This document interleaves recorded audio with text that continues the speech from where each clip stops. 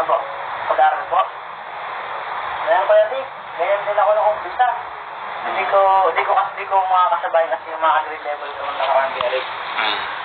Parang ano sila, malayo sila sa akin. Makasabay ko, mga 12 years old, ako 16. Hindi ko kinahiya yun kasi pag-aaral yun. Tapos yun, nag-take na lang ako ng Pepsi. Ngayon, nakasabay na ako sa mga kailad ko na talagang sinasabayan ko na ngayon. Mahirap, ako ko Eric, matanda na tayo pero mas mahirap na kung wala tayong pag-aaralan. Buti nga ako Eric, may chance ka pa nakapag-aaral ng grade 11 ngayon eh. Kasi dati, yung mga iba, wala lang chance, di ba? Sumusuko na lang sila kasi wala na silang chance. Di na sila makapag-aaral kasi wala namang tumutulong sa kanila. Ngayon, kumbaga sa tutukain mo na lang kay Eric eh. Hindi ka na maghahanap ng pagkain. Tutukain mo na lang siya.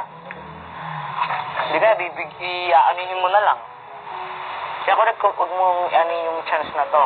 Sayang din. Kasi ako din, ganyan din ako. Nahiya din ako kasi siyempre bata pa yung kasabayan ko. Pero magiging kaibigan mo rin yung Eric. Kung nahiya ka, di nandun naman sa Crystal, magkasama kayo. Hindi magtulungan kayo dun, Gary. Kung hindi ka naintindihan, di pwede naman magtanong. Kaya nga tayo may teacher eh.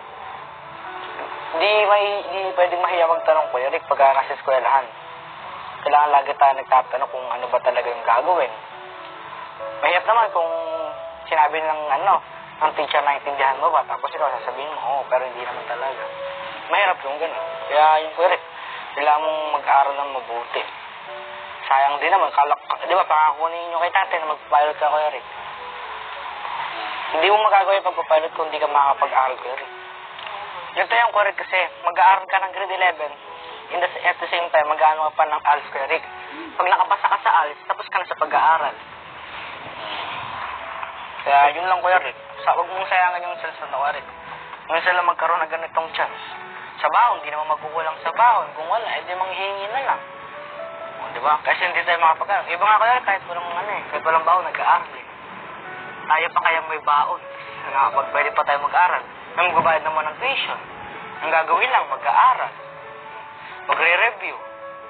Yun lang, kaysa naman gagawin natin. Ako po, isang gano'n. Opo. Kasi Rick, hindi ka matutulungan ng mga kapatid mo kay Rick pagka nagsipag-ngayon sila, nagpag-asawa. Sabihin natin nag-asawa sila. Sino matitira dito? Ikaw lang. Diba? Walang tutulong sa'yo. Kung nakapag-aral ka kay Rick, maintindihan mo yung buhay kay Rick. Kasi Rick, kailangan mo din makipag-communication sa ibang tao kay Rick. Hindi lang kung sino yung nasa tabi mo, sila lang kakausapin kay Rick. Kumbaga, sa school, makipag-communication ka sa ibang tao.